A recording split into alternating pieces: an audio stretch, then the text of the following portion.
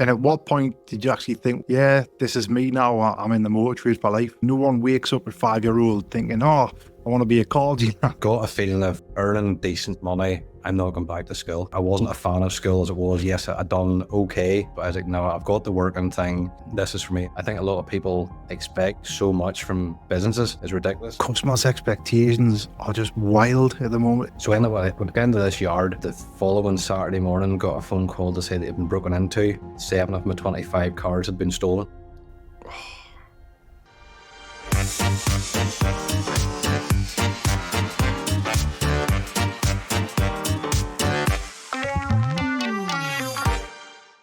Hello and welcome to episode 18 of DealerPod, the podcast where we talk to motor trade industry experts nationwide to find out about their businesses and gain any insights that they may have to help you with your car sales operation. My name is Stephen Douglas and I'm joined as always today by Scott Sibley and Martin Carr. Today's podcast is sponsored by Dealerway, the UK's fastest growing platform for motor dealers to trade cars safely and transparently. Today's guest is the owner of the multi-award-winning MB Motors based in Northern Ireland. I'd like to welcome to the podcast Mr. Malcolm Beattie. Hi, Malcolm. It's great to have you on. How are you doing? Yeah, I'm good. Thanks, team. Thank you for the introduction. You guys all good? All good? Yeah, good. Thanks. Yeah, Good, fantastic. Malcolm, we're just going to fly straight into it. Before we get into the serious stuff, let's just set the tone with this. What's the worst car you've ever sold and why was it a disaster? That's going to be the same answer for everybody you answer that question to. A Land Rover. Always going to be a Land Rover. A Land Rover. Yeah. Discovery Sports. Absolutely love them, but hate them. Used to sell them like sweeties in a kid's shop, but now, no, just, well, not touch them. I had two in 1 week. Both went from here in Northern Ireland to London to get engines in them. But I just went, right, you know, something from now on, I'm not doing it. And I love them. They're such a good vehicle. But that would probably be the 2 in the 1 week, the shipping cost to get a non-runner to London, to pay for 2 engines, to ship them back again, and they still were never right. I just went, right, no more. No more. I know the feeling with Land Rovers. I've lost out on a couple. How come London, Malcolm? Is there nobody local to you who would put engines in, or have you got a contact in London for them? No, I just went on to one of the breaker websites or something to see if I could find an engine for one, and then these guys were offering reconditioned ones, or else they could actually take the vehicle over and do it. There's nobody really in Northern Ireland that would specialise in it without spending a lot of money. Right. So it was actually cheaper for me to transport the car to London, get it fixed in London and back again than the guys locally could do, you know. So How much was the fix roughly? the guts of 10 grand each. Was it really? Yeah. Yeah, we were getting engines for about 3.5, 4 grand, and then fitting them. But it's, I think there's a few people in the trade that think, especially it's the 2-litre engine, the Ingenium, they think by fitting a new timing chain, that's the problem solved. But I think there's a problem with the piston when it goes, obviously in the engine, it wears something inside the engine, and once that happens, then they're finished. Yeah. And there's something to bring them. You know, they're so practical for the family, and you know, they're good value for money. I think they're good. Yeah, they're good. You can't really, unless you take the oil cap off, then you've got like that chuffing noise. Like it's a bit like either the engine. That's when you know it's on its way. And then obviously you can get a rattle from the chain. But sometimes you can get the engine which are going, they're on their way out, and the chain's still fine. But it's once it's got that piston thing. There's just no repair for them, which I think, it's for the brand, for Land Rover. They're aware of it, and apparently they can't make enough engines, and then they're wanting like 10 grand or 15 grand for a new engine. It's just, it must be bad for their brand, because that's like you just said, which is the worst car, and it's probably one of them. Yeah, I think that's the Jaguar Land Rover. I just went, right, no more. I brought an F-Pace here at the minute because it's 3 litre, and I'm hoping that'll be okay, but as far as everything else, I'm just going, no, not doing it. They know people will just buy them anyway. They know people will buy them. People will fix them. It's perfect for the brand from that sense, from a money side of it. But yeah, from a PR side, it's not the best. But I'm probably going away from the conversation in the podcast, but a conversation with my brother-in-law this morning, who's also in the car trade. We were talking about issues with cars. We're like, what would you buy? Will not give you any hassle. What manufacturer you go to? All right, I'm going to stock a full yard of those because they're not going to give me any hassle. Well, Honda was always the one, wasn't it? Honda, the VTEC engine was always the one that where people went, buy as many as you can, they'll never go wrong type of thing. Yeah. But you're right, there's not many. Rather than Lexus, he sells some Toyota and Lexus. His never gives him any or very little hassle. But like everything else, 1.5 HDI Peugeots, 1.2 petrols, 1 litre EcoBoom. There's just so many manufacturers who just go, do I really want to sell this? But you've no other option but sell them. Yeah, the 1.2 PureTechs as well, the Peugeots and Citroens, they're horrendous as well, aren't they? You've got a chance for the German stuff, I think. Some of them, like BMs, Merc, Audi, VW, like the VAG group, I think you've got a bit more of a chance. But even then, I mean, some of those BMWs, the X-Drives, we've been burnt with those lately. There's some of the older ones, the X-Drives. And you buy one from the auction and obviously the first in reverse. We've just got one out, I think we bought it in Central. And to fix it was, I think for the gearbox, for the X-Drive, I think it was about 2,000 quid. So just... We've got a Tiguan this week. This was a great one. New shape Touareg, new shape. The DPF's cracked, and for a new DPF, it's $3,500 from the dealer. They do one of those exchange things, but if ours can't be exchanged, the charge is $6,500. That's madness, isn't it? And it's engine out, and it's something like a 2 or 3 day job to do it. And one of our German tech specialists, he says they're quite common on them. He's done a few. And that's like the cars that just turned 4-year-old were like low miles, like 30,000 miles. And so if that was, that's a consumer buying the car, what are you supposed to do? Yeah. So it's crazy size. Like Malcolm says, though, if you went off everything that you knew, all knowledges about engines that you knew, you wouldn't buy a car. You wouldn't buy any cars, would you? You just have nothing there. You'd be looking for another car somewhere else. Yeah, I mean, I buy a lot of cars off motorway recently, and I look through that motorway catalogue every day, and it's just littered with 1 litre Eco Boosts, Jaguar Land Rover product, the 1.2 PureTech Peugeot engine, just everything that you don't want, the power shift board gearbox, and it's just like that's all that's there all the time. I'm CVTs like, well, as well. So yeah, they're bad. Yeah, really bad. Yeah. So the thing is, you look at what's on offer, and you think there's all these different manufacturers, but they all feed into like a handful of manufacturers, like the VAG group. Your Stellantis, which is your Peugeot, your Citroens, and stuff like that. So they're the same engines worked across every single one of them. So when one goes, you look at the rest of them and go, like you say, with the Jaguar Land Rover, same thing. You go, is all of them tarnished? It's like the BMW, Martin, BMW X1s, we've been burnt with them a few times. The automatics, again, big problems with them. And then you get the manual jumps out of second gear, which we had to sort one of those out a couple of years ago. Well, when I was in Mini, it was the Peugeot engines. Going back pre-2015, the Peugeot engines in Mini, just horrific. That was the 1600 petrol, wasn't it? Yeah, the new was knackered. But yeah, loads of different ones. So let's rewind a little bit. Before you were selling cars, Malcolm, what were you actually doing? Because obviously no one wakes up at 5-year-old thinking, I want to be a car dealer. They want to be a footballer, something like that, or an astronaut. So what were you doing previously? What wasn't going to be what was the plan? What was the plan anyway? So I got brought up in a sort of farming background. My late father would have bought and sold cattle while being a sales guy for a meal firm, for agriculture meal. And I was always about auctions with him, so I always wanted to be an auctioneer. Always wanted to be a cattle auctioneer. There's not videos, cassettes, back in the days of cassettes, that of me sitting at the top of my stairs, being an auctioneer, selling these toy cattle at the top. Really? Of the always wanted to be a cattle auctioneer. Always wanted to get into farming. Can you give a little demo now? No, sell me that sheep. There is a video somewhere on my social media that I started up one day, and the kids, I've got 3 kids at the time, I had 2. They absolutely loved me doing it, and I videoed it and I put it on. I pretend I was selling a Ford Mustang or something to them, and they were putting their hands up, bidding and stuff, and it was great. I must actually look at the video, but no, I'm not doing it now. Definitely not. I was going to say, so you can't actually do it then. Do you know in the old cattle auctions then? So if there wasn't any bids coming in, would the auctioneer take a bid from like the fence or the chicken down the road or something like that to get them going? Yeah, I could have been 5-year-old and went to got there, and I'd just got a bid. So I was buying some heifer or something, you know. So yeah, it's just good. the same, you know. Just the same. But I said I wanted to go into that business, and my dad says, "No, you're not doing that. It's not a lifestyle. There's no profit in it. You know, it's okay. Go and do something else." So I was still at school, had just done my GCSEs and opened the Yellow Pages one day and said, "I want to sell cars. I like selling. I've always sold stuff.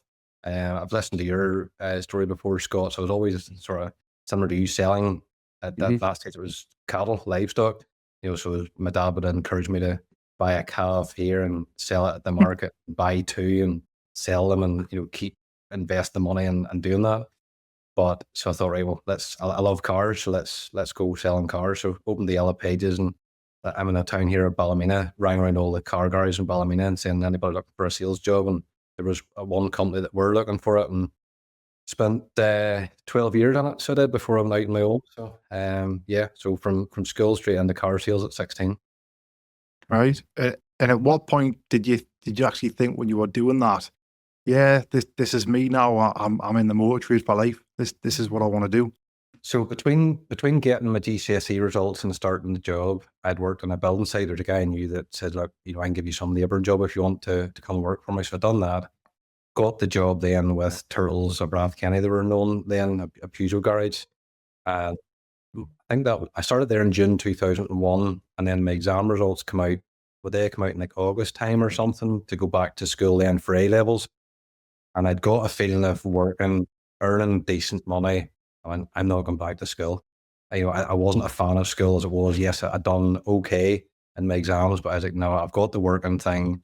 I'm in this job. I like the people around me. I went, no, this is for me. I'm gonna stick this out. So I was like, no, done with school, done with studying, and I'm gonna make it go with this here. And I started in there as a trainee and worked my way up to sales manager over a period of 12 years, and thoroughly enjoyed it. Great.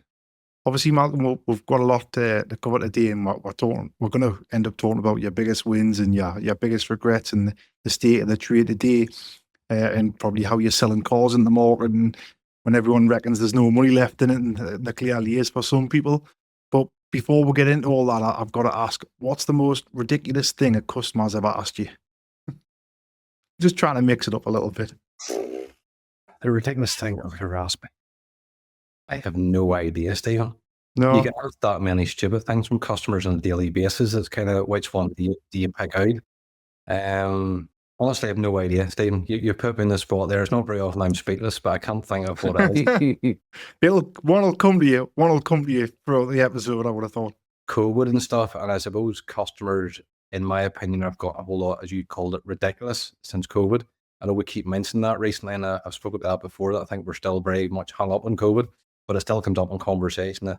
I think a lot of people expect, especially the public punters nowadays, expect so much from businesses, not just car sales business, and some of the stuff that come out of is ridiculous. Like, I don't mind sharing a story with you about one that's happened to me this week, if you don't mind me to send to you. Customer bought a car in July last year, took out a 12-month warranty, rang me the other day to say that they couldn't get screen wash into their car, so they took it to a local mechanic who broke the bonnet pull to get the bonnet opened, cable tied it together, and wanted me then to fix the car, me to go to an hour's journey to collect the car, to bring it back here to fix it. I just go, hold on a wee second. First of all, you've went to another mechanic without saying to us first. Like, sometimes we would say, look, yeah, if they're closer to you, go ahead and get it fixed or whatever. This guy had done a complete butcher's job on their car and left the young girl to drive with cable ties on her bonnet. And she has now went and left me a 1-star review.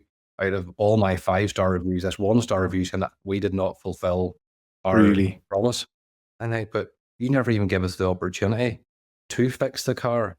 You simply went straight to this other mechanic. Okay, he tore up your screen wash. Great. But can't drive the car because you've got a bonnet flapping with cable ties.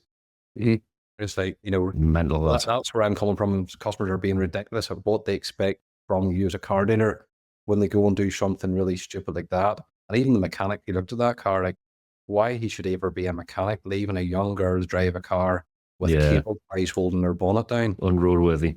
It's just, but yet that comes back on me, apparently, telling the customer, even though it's got absolutely nothing to do with me. You know, that I suppose that's some sort of ridiculous thing that customers come out with nowadays. This is why I sort of want to ask the question and sort of hit you with it, because I just feel personally that customers' expectations are just wild at the moment. They're just getting worse and worse and worse.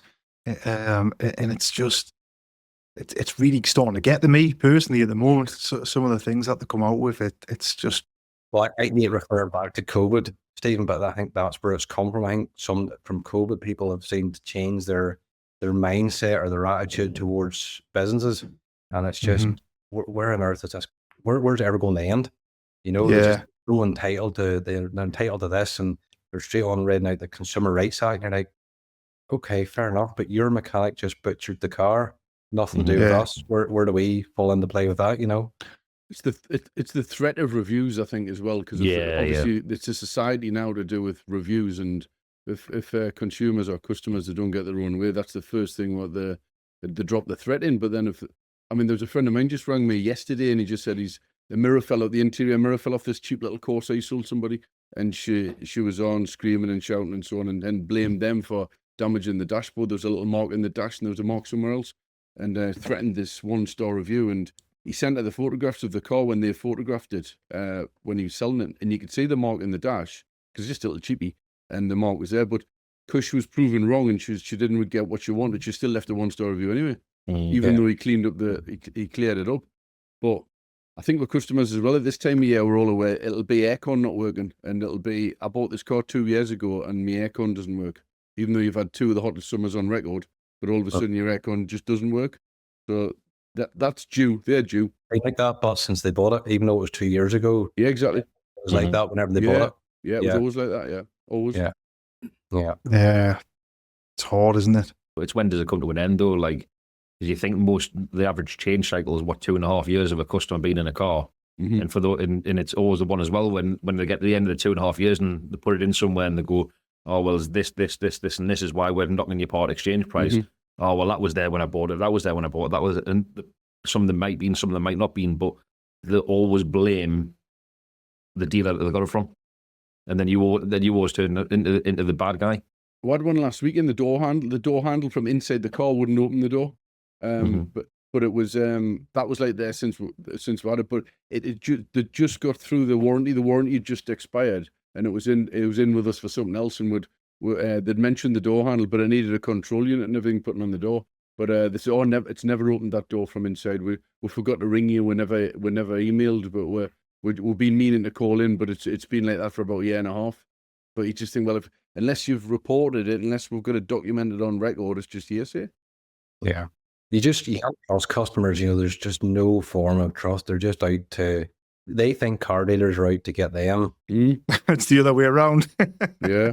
You know, they can go and leave us reviews. I said this before. You'd love to be able to go and leave a customer review that you're going to do business with, and you can go onto some review panel and go, do I want to deal with this customer or not? Yeah.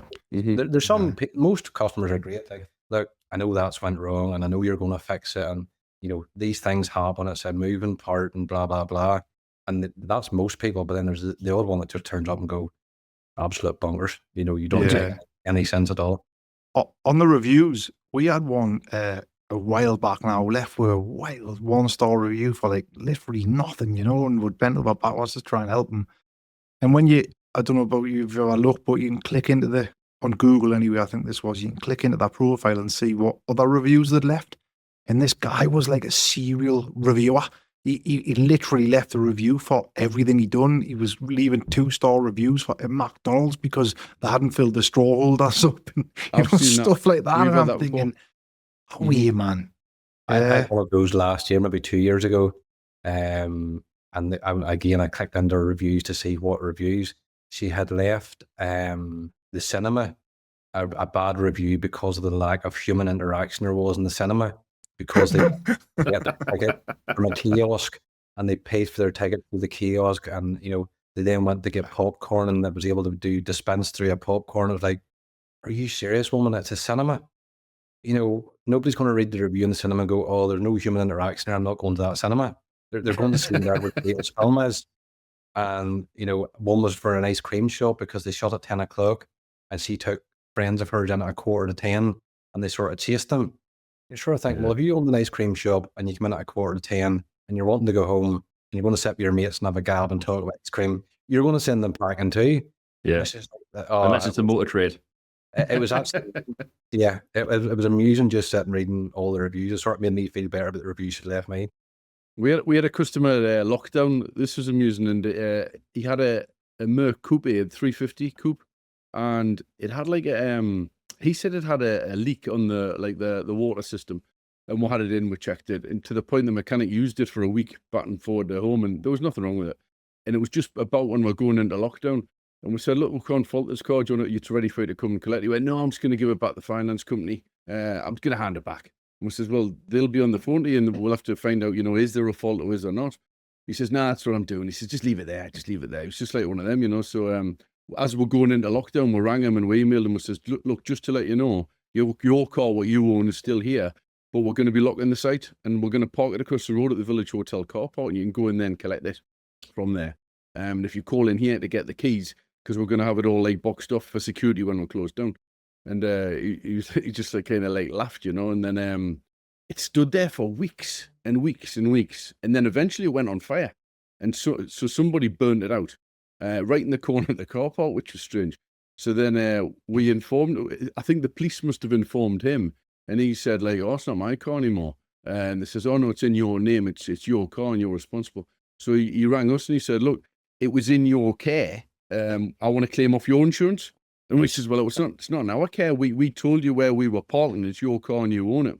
And what he did was he cancelled his own insurance to save the money. And I don't know if there's anything to do with the fire or anything, but with the hope that he would then claim off our insurance, which didn't happen. So he was left with the payments on the car. He still owed the finance company all the money for the payments. And a burnt out car to show for it. Yeah, exactly. And the other one we had was a white Merc, which we've actually still got, which is a 350 Merc. And the customer disappeared. And his car was 18 grand, right, this car. And he had a problem with the engine, took the engine up to Border Engines, they fixed the engine, or we fixed it. It was about $3 grand. And then it was some kind of a finance company with like Halifax Bank. And we spoke to them, this just says, we've got no interest in the vehicle. And tried to contact the owner, got onto logistics, says, what do we do in this situation? So we had to register in our name. And the guy just disappeared off the planet. So we've got the car and we use it. We've been running around it for the last like 3 or 4 years.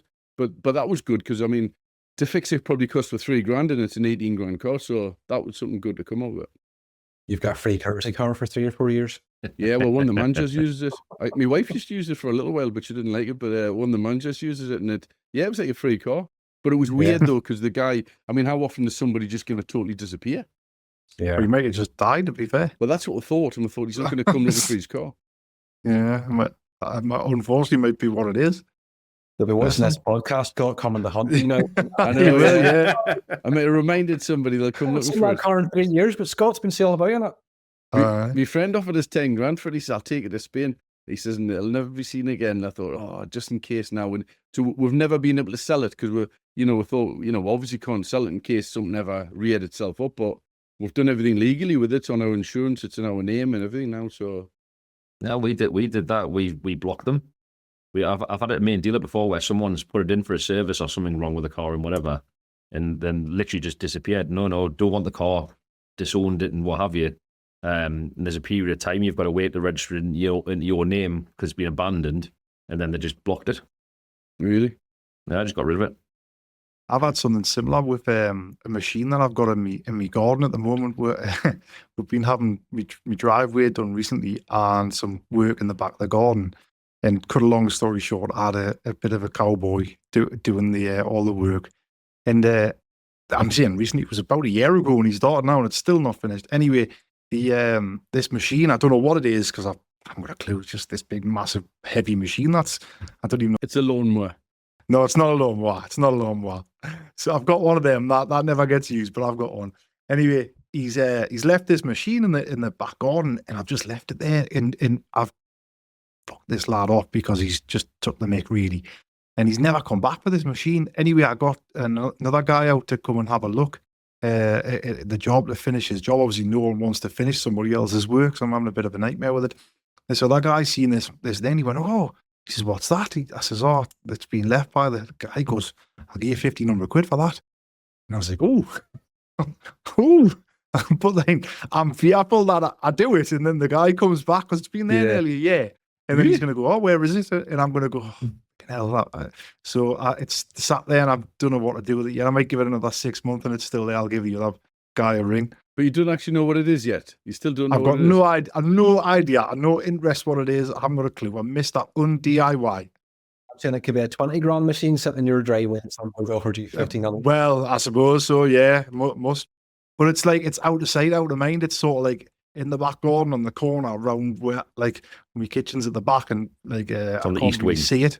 It's on the east wing. I can't really see where it is, and the kids don't go around that way. So it's like it's on the other side of the moat. Oh, He's got a lake in his garden with a little rowing boat, and he just goes in there every night and has a bit of row around. Loves it. It's like the Lord of the Doesn't have road machines. He has a lake. Put me in the boat, mate. It'll sink. It's no good putting me in. Anyways, so moving on. Malcolm, tell me about the moment that you decided to start your own dealership. So that goes back to whenever I was selling Peugeots for the Peugeot garage. Started thinking, I love selling cars. I wanted to kind of make a few pounds myself. So I started off with it was Peugeot 206s, sapphire blue 206s. Can still picture them sitting around the side of my house. And it was then that I was thinking, right, I could maybe have a wee sort of sideline business. And just I've always taught that whenever you made money, you didn't go and spend it. You try to keep it and go again. So I made a bit of profit, bought something else. And it was majority Peugeot because I knew Peugeot inside out. I didn't know any other manufacturer. And that just started to grow over the years. And then it got to the stage where the neighbours were starting to complain about all these cars around the house. And I thought, right, I'll have to do something about this here. And there was a guy that had sold cars to in the past, and he'd done a bit of taxing as well. So I'd been in this company quite a few times, and he knew that I was selling cars on the sideline. And he says, if you want, I have a wee spare yard. If you want, you can come and have a go at, the cars there. I thought, I've got a mortgage, long history past. My father passed away whenever I was 16. My mother put me out of the house whenever I was 16, shortly after my dad died. So I was sort of always used to stand on my own 2 feet. My aunt and uncle played a big part in my life, and they helped me get into a house myself. So therefore I was always paying a mortgage. From like 16, I was paying a mortgage on a house. And it was always that nervous thing of being able to step away from a guaranteed wage to start selling cars myself. Yes, you're okay. You're making a couple of £100 here and a couple of £100 there. It was great. But it was just, could I actually make this a go myself? I was always scared of doing it. So anyway, I went into this yard and got to start. He actually started selling the cars for me. He was retired at this stage, and he said, look, I'll clean them and I'll sell them for you and whatever. And him and me done a deal with each other, and it started growing. And then it just got to like, no, I'm gonna have a go at this here myself. So in between times, I'd left that business and went to work to another business for a wee while. I just thought, no, I want to do this myself. I want to make it go off it, and I'm gonna have a stab at it. So I worked in that other yard. I had about 25 cars at this stage, and was making a good enough living out of it. Was able to pay the wages. This was going back, probably 10 years or so ago now. And I was like, no, I'm gonna make a go at this here. Then I get into issues with planning. So the man's yard, he had a garden up the front, which I then stoned to put cars on it. And I'd park cars there in the summertime because the grass was dry, but in the wintertime, making a mess, so I couldn't. So I thought, right, I'm going to stone it. He was happy enough. The only stoned it about 2 or 3 weeks later in from planning. You can't sell cars. And I went, right, what am I going to do? So I ended up trying to find a site here in Ballymena, and Ballymena being quite an industrial town, a couple of big factories, like Michelin tire factory, we had Gallagher's tobacco factory. So there's a lot of ground about, but trying to get ground for car sales was very difficult. So I actually come out to the outskirts of the town here, in about 5 minutes from the town centre, where there's this wasteland. And during the recession, there was a building company that had went bust, that had all this ground prepared, ready for like small industrial units. But because they had went bust, it just went derelict. So it's around me is just like green fields, really. And I got talking to the guy who owned it, and he said, look, do you want to have a stab at selling cars there? And I was like, yeah, absolutely. And that's where I went, right, I'm going to make a good go at this here. I'm going to try the best that I can. moved in here one Friday evening in January 2017, and the following Saturday morning got a phone call to say that it had been broken into and 7 of my 25 cars had been stolen. That was my introduction to this site here. So a rough introduction, to say the least. Never forget that phone call coming through. There's a tractor run on where I'm positioned, and it's quite strange. I always wanted to be a cattle auctioneer. Where I'm positioned, there's a livestock market just up the road from me, so we share the same entrance. So I kind of have the livestock background behind me and have my car business here, so the two's very close knit. So that's whenever I decided, I'm going to make a go at it. And say then I had the very rough start of having the cars stolen that just completely punctured me, so it did. But I was determined to make a go of it, and 8 years later, we're here now, and I'm doing very well, thankfully. Were the cars ever found, Malcolm? Yeah, so it turned out it was, I don't know what the correct terminology for them is, but let's call them gypsy stroke travelers that had done it. And we got 5 of the 7 back. So we did. So one of them, I had just treated myself to a brand new Transit Connect M Sport van, brand spanking new, never bought anything new like that. Bought it and had it all sign written, sitting here. It was stolen. There was like a BMW now. Anyway, I got all the cars back, but there was 2 Jeeps I never got back. There's a Mitsubishi Shogun and a Mitsubishi L200, which I never got back. And it frustrates me because I don't have a lot of time for police anymore. Because the police just, in my case, absolutely done nothing to help me. They actually were in a farmyard or a place somewhere near the border between the north of Ireland and south of Ireland, and seen one of the Jeeps, left to go and report it to somebody. What do you think happened? All of a sudden the Jeep disappeared. So they were in the same place as my Jeep and drove off to do something and came back. Oh, the Jeep's no longer there. And he was like, why would I have any respect for police? No, that's ridiculous, isn't it? So to answer your answer, Scott, I got 5 out of the 7 back. I'd actually sold a couple of them. There were sold vehicles sitting here, and the people actually stood on the day leaving 2 or 3 weeks later. Oh, that's good, isn't it? They came back in on the Saturday morning to pick up their car and just seen the police here in the office all smashed up and stuff, and look, we'll give you a few days, see if you can get the cars back, and we'll still buy them from you. So I end up getting out okay out of it, and I affected my insurance for years. But I tightened down on security after that. Like, I was a bit naive, to say the least, when I moved in here. I'm a very trustworthy person. Not sure it'll be fine, but I learned my lesson very quickly. But the same guy actually came back 6 months later to try it again. So they were able to pinpoint his DNA or something from the first time to the second time. But the second time he came back, he only managed to smash up 1 car, and I ended up with 9 police personal injury claims out of it because they got injured while trying to arrest him.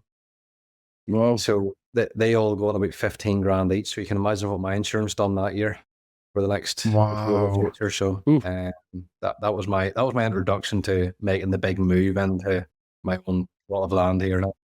It's almost not worth getting the police involved if that's going to happen. I was going to say, yeah. The issue was they were able to claim off me because my car was insured. So it's always the same. You guys will probably back me up on this here. If you do the thing right, you get penalised. For the people who are not doing the thing right, if my car wasn't insured, I'd have been happy as Larry. In the clear? Yeah. Because if there's no insurance policies on my cars, I'd have been 100%. They couldn't have done anything on my. They couldn't claim because there's no insurance policy to claim off. But because my car was insured and they got injured through my car, then it all came back on my insurance. And it was just going back to when you did first go into the site, Malcolm. You said you had about 25 cars. Is that right? Yeah, that's right. And what did you say? How old were you back then? I'm coming 40 now in April, so I would have been 32, 33. I'd just like to build a picture up in like sort of the listeners and the viewers' minds to show people that if they're at a certain point in their life, and they can see someone who's been in that similar situation to them, fast forward 10 years, look where you could be if you applied yourself. Yeah, well, so, I started at 16, not knowing anything about car sales, worked for 12 years in that Peugeot franchise, and then worked in another business for 3.5 years. before deciding then to do it myself. So, like listening to some of these podcasts, at times you hear of people that are only in the job 2 years, and what accomplished is phenomenal, and what they've done. So like, you can always improve. Like I'm doing this for 20 something years selling cars, and you still learn stuff. Listen to all the time and stuff, and you're going, oh, I could do that. Or you learn something new all the time. So if you've got a hunger for doing it, and you've got a way of working with people, and you've got a way of doing business with people, if you do the thing right, that I always believe if you do the thing right, it'll do well for you. So you managed to going back to that with your 25 cars. Monetary value, were they all your cars? Was there any funding involved? There was a little bit of funding. Back then it was Next Gear, who had, because I sort of working from a small yard with a beside a man's house, hard for me to get finance because people looked at it as working from home. Yeah, of course. It wasn't my home, even though it was a yard that I'd rented off this man. They still classed it as working from home, so getting finance was hard.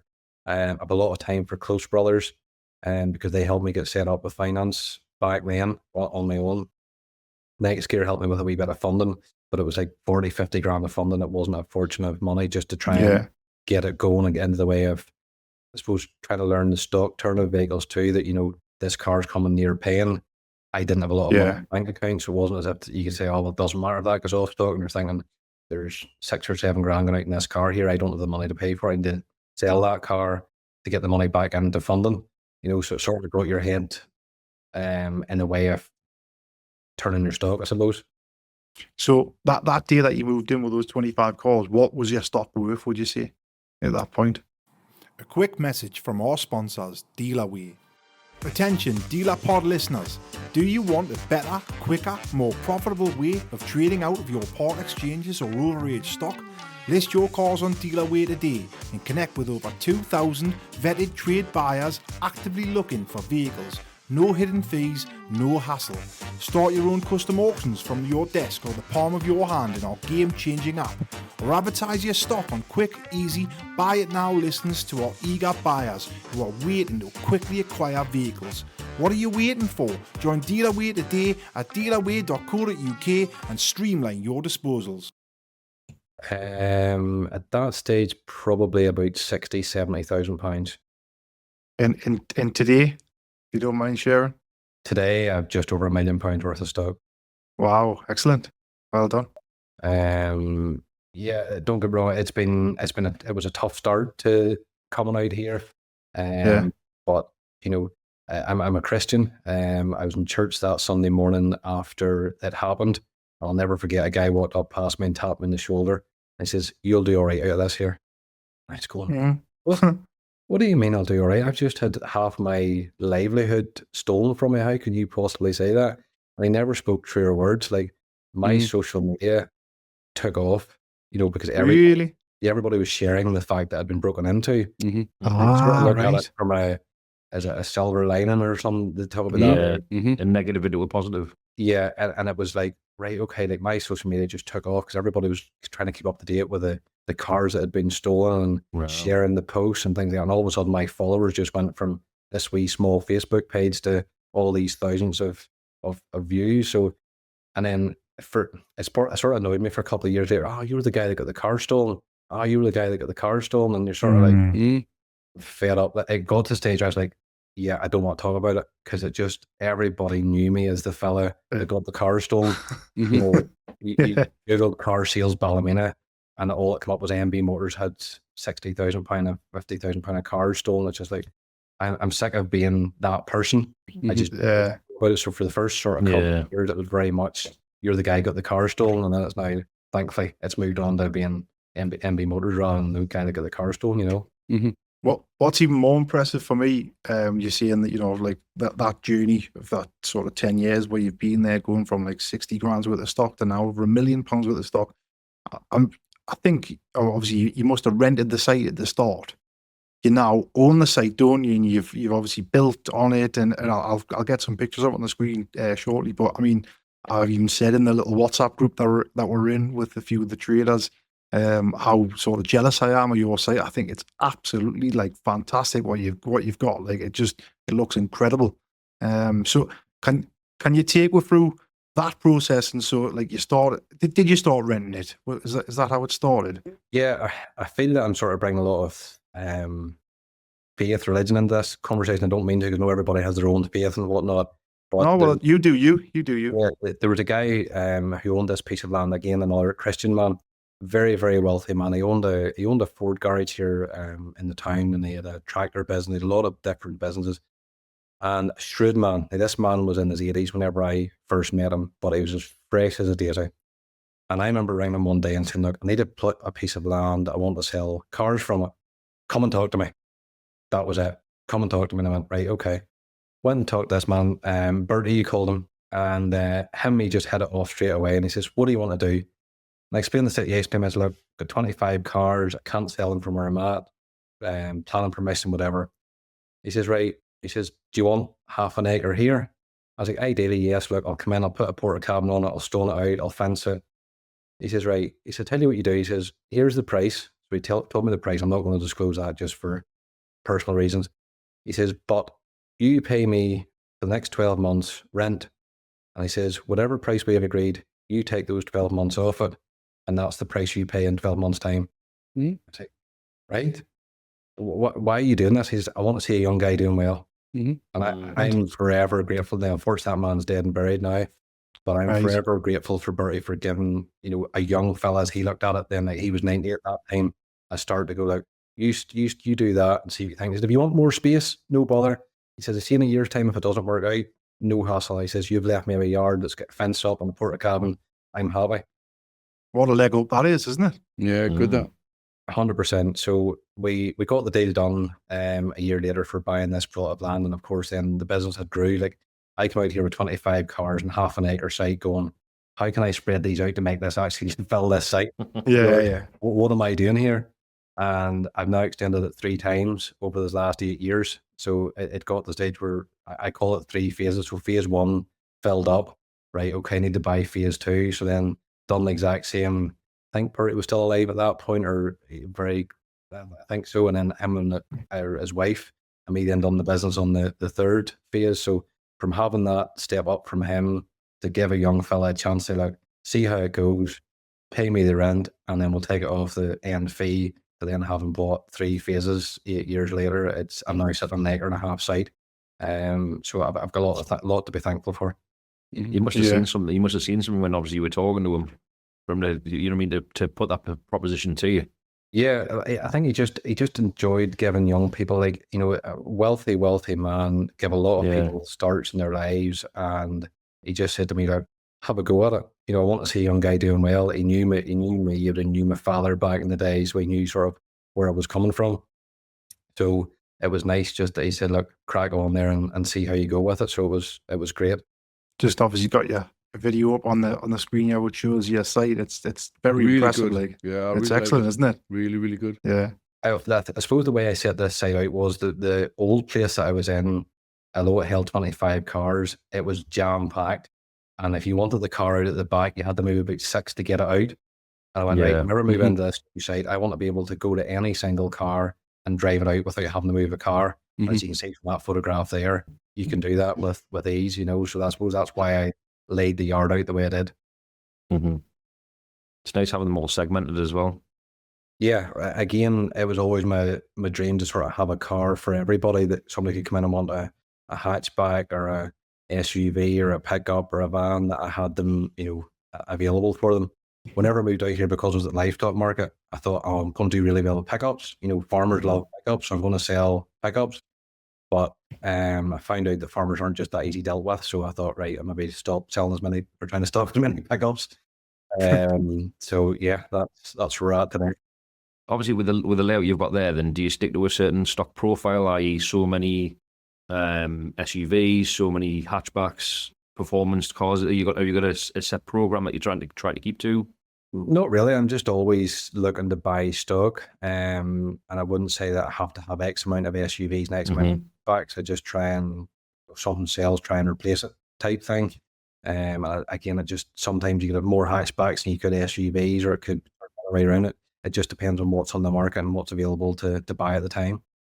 I think you're saying, Malcolm, it looks immaculate. And I mean, I'm always about attention to detail from my past, but like first impressions count, and you pull up there as a customer and it just looks so well laid out and professional. You'd be comfortable buying a car from you, like just straight off, Again, there's an older man that works to me, and he always keeps the yard tidy. He's a big mechanical brush. He'd go around and keep the yard tidy from stones coming into it, and people come up and they all comment on how tidy the yard is. I just think, as you say, Scott, when you drive in as a customer, you want to know, is this a backstreet garage, or is this some dealer that I'm going to be reputable and looked after when I'm buying a car?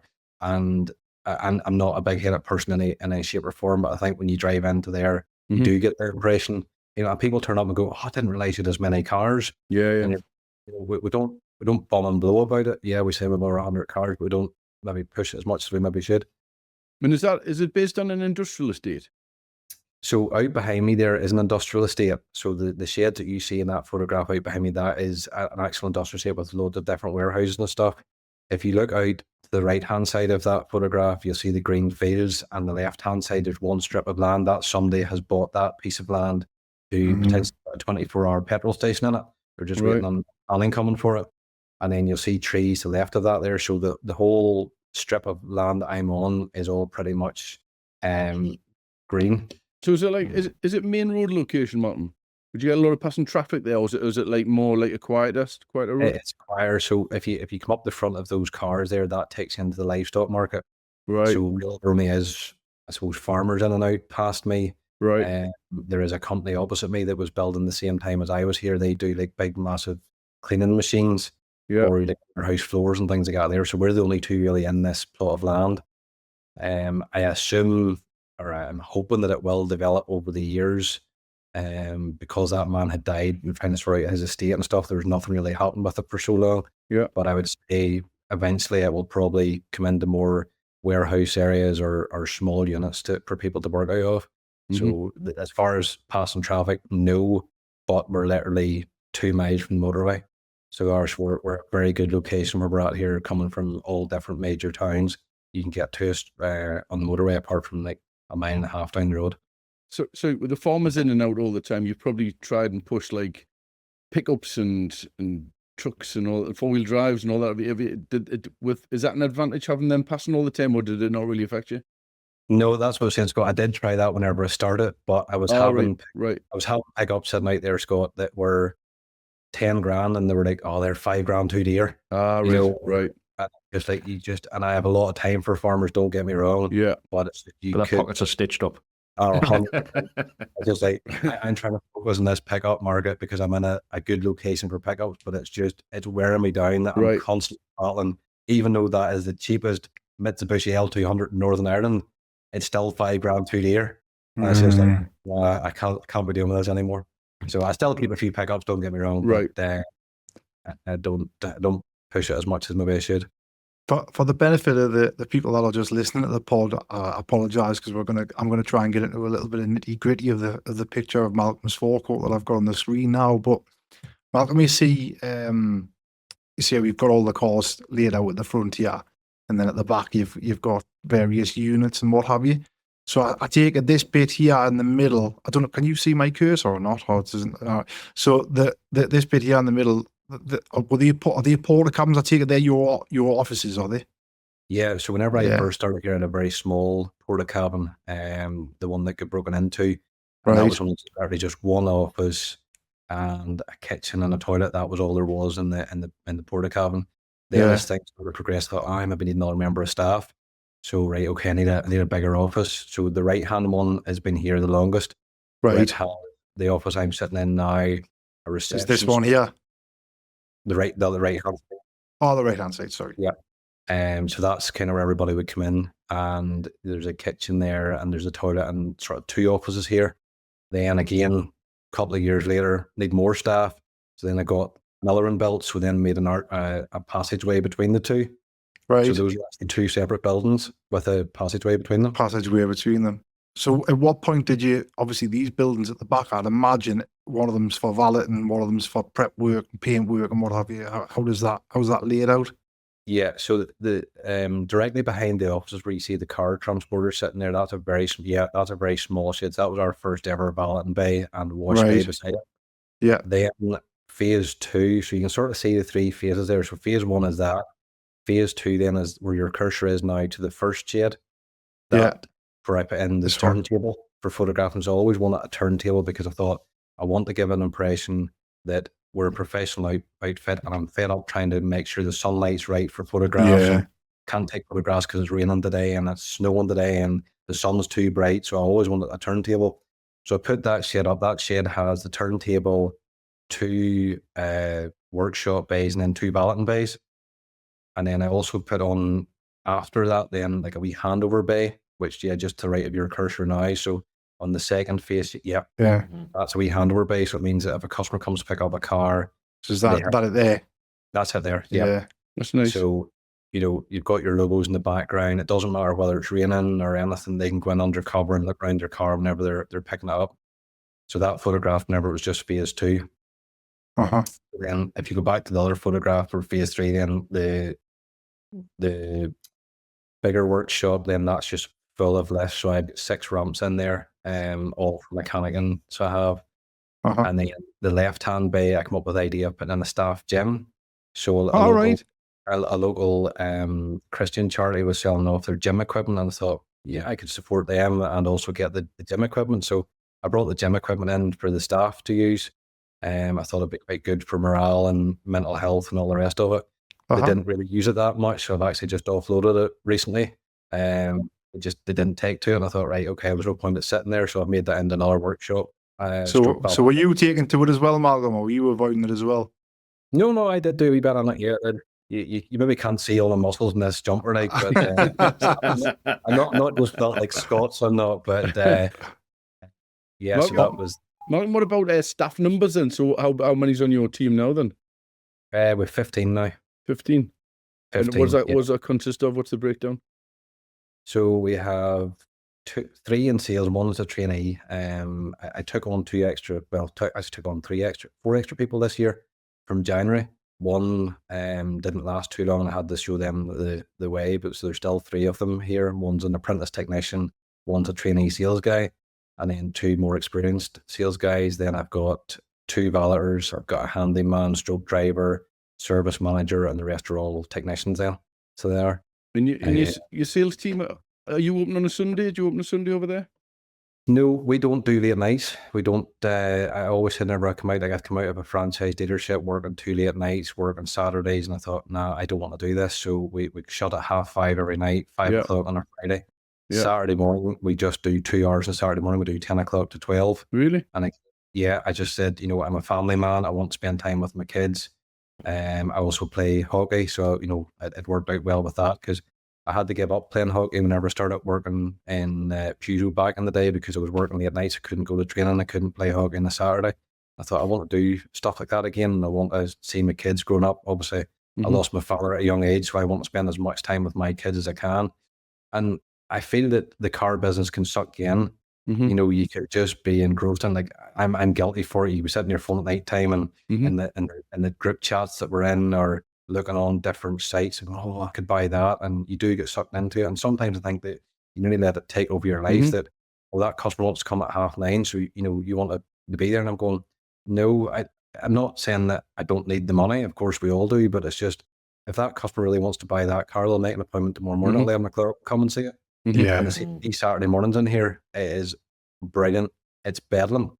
It's literally like a bus pulls up at 10 o'clock, and we don't stop to 12 or 12:30 on Saturday. We say 12, but it's normally 12:30 before you get away.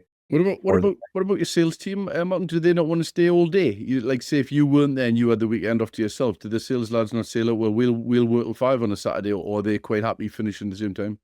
Yeah, so I'm now in a position, because of the extra sales guy in, that I don't have to work Saturdays anymore. So I'm on the phone if needs to be. So I'll now spend time with the kids, and a Saturday morning we'll all go out for breakfast, my wife and the kids, and she plays hockey, I play hockey. So we have a bit of time with them in the morning time before we go and do our things in the afternoon.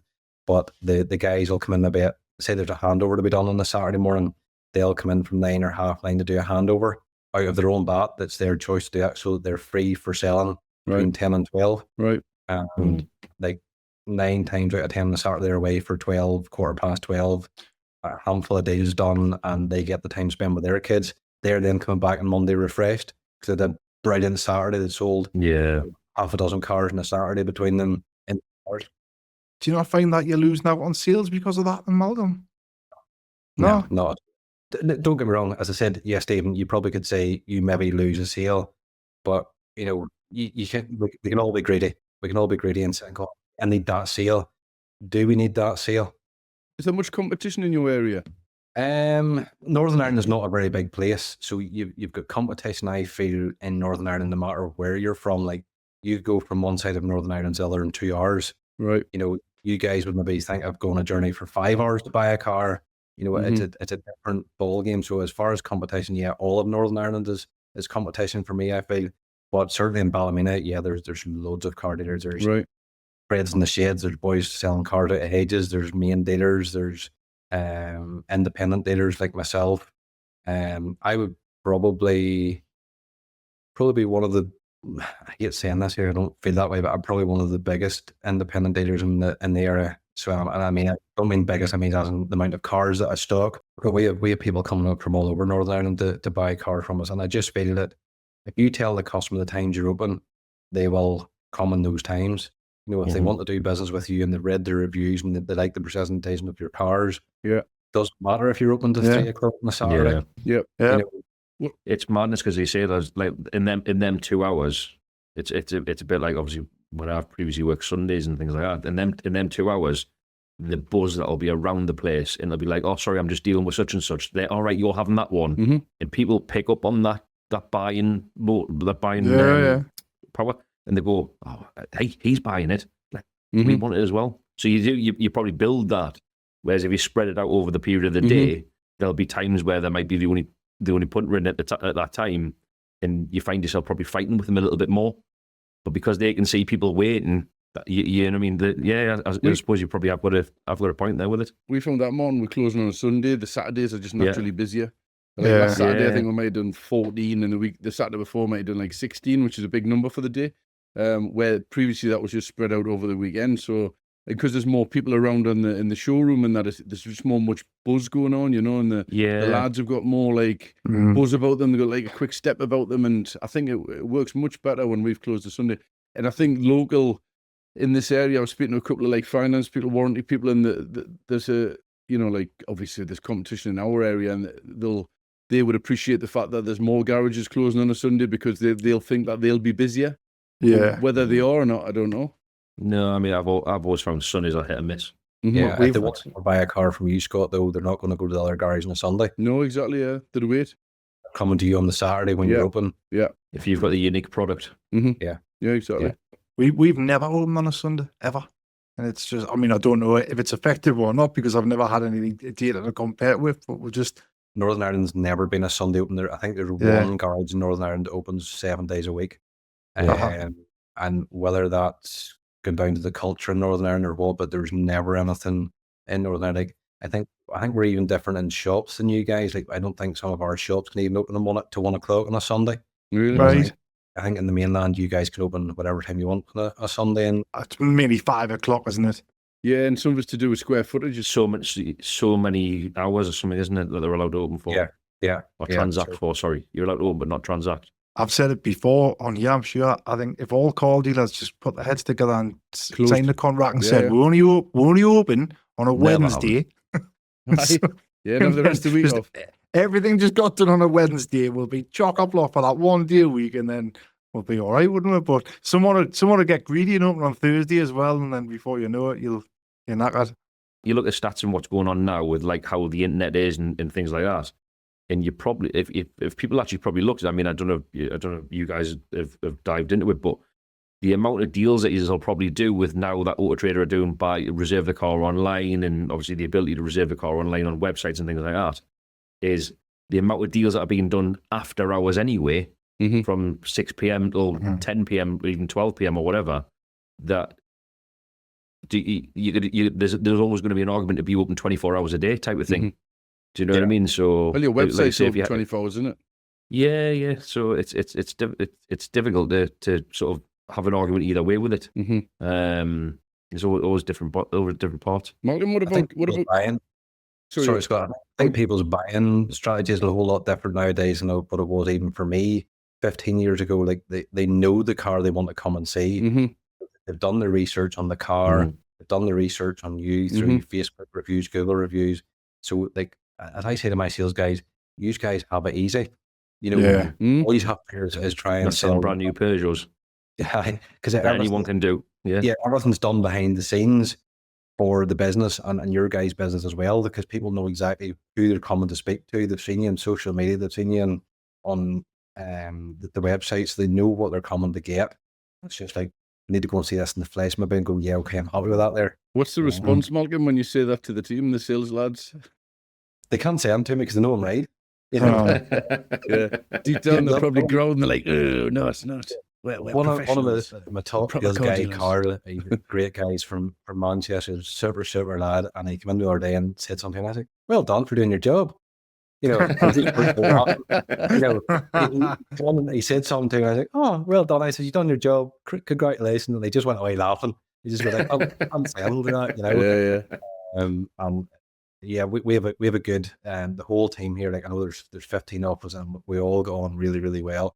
I do things like employee of the month. I've got one sitting on my desk here to go down and present it after I finish this here. And we all just go on really well with a WhatsApp group. We all bit crack in, and there's always a bit of banter. Don't get me wrong, there's bad days where they're grumpy, and I may be grumpy or whatever too, but we do have a really good relationship in the whole business, which is nice. So you can say stuff to them like that there, and they go away chuckling to themselves because they know that you're joking with a dig, if that makes sense. Yeah, you think that being nice to you, but behind your back they'll be going, that. They probably are, yeah. They're probably a separate WhatsApp group that they slate me every night for stuff. I think everyone loves me at my work, and then I think I've explained on here before that my wife's just started coming to work for us, and I'm finding out loads of stuff now. I'm like, he said what? Yeah, he doesn't like it. What's going on here? Yeah, so. And then next door for a cup of tea, and it's like you may as well get the rag out. All right. So where are you buying most of your stock from then, Malcolm? Probably auctions. Right. Whereas I still have quite a few independent guys that would send you a WhatsApp or different groups. I find some of the group stuff's hard because I'm not on my phone much during the day, so you miss half the stuff. So we've had a very busy start to the year. Thankfully, January was very good, and February's been the same. And I said that to the guys already. I seem to just constantly sit on my desk trying to buy cars. So you're looking all over the place and trying to buy as much stuff as you can to replace the sold stuff. And you see auctions. Obviously, I'm not really au fait with Northern Ireland. Is there auctions over in Northern Ireland, or are you buying stuff from the mainland and getting it shipped over? How does it work? Yeah, one of my biggest expenses is transport costs, because the majority of my stock comes from the mainland. Right. We do have a couple of auctions here in Northern Ireland. One being Belfast City Auction, or the City Auction Group that we use also have in Peterborough. And you've Wilson's auctions that you're all familiar with as well. Yeah. But like I started off buying cars from likes of Wilson's and whatnot, but because of Brexit's a whole different conversation or a whole different topic. The southern garages were coming up north to buy the Northern Ireland registered stock to take south. And it just is so hard to buy in the Northern Ireland auctions. That's what then pushed me to go to the mainland to go, right, well, where can I buy it? I used to be buying off Data Auction and Auction for Cars and BCA and all them boys. And I've sort of got a good close relationship now with a couple of independent auctions, which I buy a lot of stock from. And I like working with people who work with you. Your stories are of different people that are getting shafted here and shafted there. I had a car ride the other day from auction, a little Golf R, and it just sounded awful. I was straight on the phone, like, this isn't right. It's just come off the lorry. Oh, it was fine whenever it went through the ring. Yeah, it might have done, but it's not now. No problem. Send it back over. We'll get it sorted. That's the sort of relationship you want with someone you're buying a lot of cars from. But say I then have the added expense of bringing those cars across to Northern Ireland. Yeah, so what does that expense look like then? How much is it costing you to get one shipped across? Well, every individual vehicle is different, but you're ranging from $250 to $450 per car. Wow. Plus that. CRD. You might not think that's not that much, but when you're buying the volume of stock, like my transport bill last year, financial year, was nearly $100,000. just on transport, which is crazy, but you have to factor that into the profits somewhere. And we're all discussing at the minute how margins are being cut. It's just like, how do you make more in your margins when you still have those costs against it? Don't even get me started on margins to like this new, national insurance or national minimum wage increase and all that there, and you 15 staff and everybody's just going up, and it's just, where do you make, all these costs going up, where do you make more profit per unit? So that's a whole different subject. And does that affect? Sorry, go on. I was going to say, with the transport, I mean, is there any remedies that you can think of that might help you alleviate that cost? Obviously, it's a massive cost over the period of the year to absorb. Yeah, I was on one of those sites one night there and seen these two 11 or 12 car transporters for sale, and thought, ooh, wonder what I could do with that there. And I thought, and I went and I texted a guy to price or something, and it wasn't a fortune of money. I think it was like 40 grand or 45 grand for this lorry. I thought, right, okay, that's half of what my bill was for transport last year to actually own a lorry. And then I thought, hold on a wee second, you've got to pay for fuel, you've got to pay for wages, driver, you've got to pay for insurance, you have all this other cost, and the company I use are fantastic, and they do anything for you, and I've used them for a long time. And I thought, why would I try and take the business away from them? There's some stuff you'll take away from other suppliers because you can do it yourself and do it cheaper and less hassle. And then you go to the likes of that there and you go, there's nothing I can do. But yes, I could send some over, but like I'm buying 10 to 15 cars at any one time. So it's literally that transport company can send a lorry in, lift all the cars, come here and be done. For me to try and buy a lorry and do all that stuff was like, nah, and where do you put the lorry whenever you're not using it? The smallest thing you can stick down the back corner because you're not going to miss it. Who was it you used? And go on, give them a shout out. Johnson Transport. They're phenomenal. So they're really good bunch of guys. You email them through the cars, and they're fairly quick too. Like, we can see cars from the mainland within 5 to 7 days sort of thing. So we can, which is good for us. And are they based in your neck of the woods, or they're based on the England mainland? No, they're based in Northern Ireland. Yeah, Northern Ireland. Yeah, we're about an hour and a half away from me here as far as their headquarters are concerned, but they're in Northern Ireland, but they're across from Scotland and England all the times they are. So they do a good job for you. They do a fantastic job. Yeah, it must be difficult managing your pipeline stock as well. Obviously, when you talk about cash flow and things like that, and 5 to 7 days every single time you buy a car. Yeah, Martin, I've struggled over the years trying to. Cash flow is key in any business, of course it is. Yeah. But you're trying to. Somebody the other day asked me, how long does it take you to get a car from buying it to a waiting prep photograph, as we talk about, to actually having it fully validated, to having it photographed, to having it through the workshop, to have it ready for sale? And I was like, no idea. And they're like, why? And I was like, because there's so many factors in between that. The lorry can be in that area and lift that car the next day and have it home to you on Monday. So that's like maybe 4 days. Next time the lorry's not in that area, it's for 10 days. So you have that difference, a massive difference between like 4 and 10 days to get the car home. And it's not the transport company's fault. They're obviously working with logistics of where they're going to be and cost effective for them. So it's a very, very hard thing to manage what you've bought, when it turns up, when it's going to be ready for sale, to then go, right, well, then now that's sold, then I have to go and buy again. And you're always running very close to the wire to go, right, well, I need to keep buying because I'm selling. Yeah. And then you're selling stock, but you can't actually replace that stock for 10 to 15 days because you're having to buy it, you're having to get the transport sorted. It's a constant battle of trying to replace stock. Like, if you look down at my yard at the minute, it's not the same as what that photograph was that you showed earlier on because there's empty spaces. And it's just because we've been busy, which some people say, well, that's not a bad thing, seeing spaces in your yard, but it's just the constant battle of trying to buy stock, to get it on the transporter, to get it home, and then start the whole process again. It's just constant size.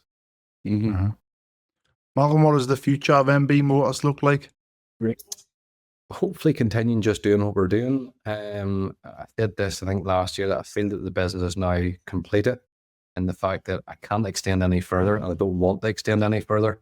I at one stage last year I had 150 cars in stock, and I struggled with it back then because I was buying cars just for the sake of having spaces filled in the yard. I was buying badly, and we're probably all guilty of buying badly at times just to have cars in stock and not making profit in it. And you're coming to the end of the year and going, well, what did I do that for? You know, why is it not as good as what I think it should be? And I've been open and honest to say, look, I didn't have a great financial year last year. My year runs July to June.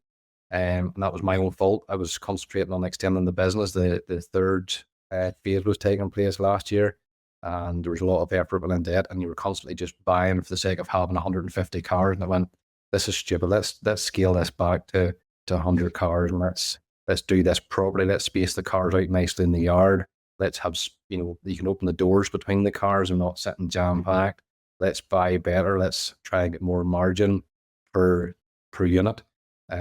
Which isn't easy, but you're trying, and you go, just if I can't get that margin, I'm not buying the car anymore. It's as simple as that. And I'm not just stocking my car for the sake of stocking my car.